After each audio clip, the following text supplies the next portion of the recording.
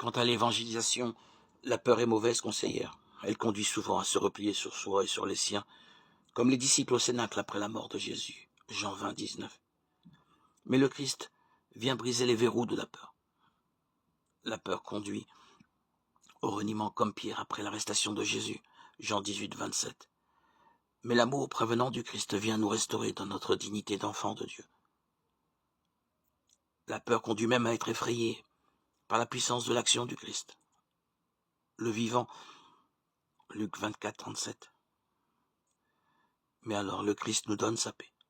Non seulement le Christ envoie ses disciples deux par deux, et donc jamais seul pour la mission, mais encore, avant de monter au ciel, le Seigneur a promis de ne pas nous laisser orphelins. Il a promis d'envoyer l'Esprit Saint, et le réalise au jour de la Pentecôte. L'évangélisation suppose de laisser l'Esprit souffler et nous pousser. Il ne faut pas le restreindre, il nous guide, il nous conduit.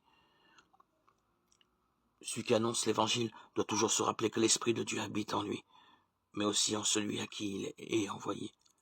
Lorsque deux hommes se rencontrent, l'un pour évangéliser et l'autre pour être évangélisé, l'Esprit de Dieu habite en l'un et en l'autre. C'est l'Esprit Saint qui permet de prononcer la parole qui convient. C'est l'Esprit Saint qui permet de comprendre la parole. Tout homme est capable de Dieu, tout homme a un profond désir de Dieu. Dieu fut-il pour lui un anonyme ou un inconnu. Acte 17, 22, 23.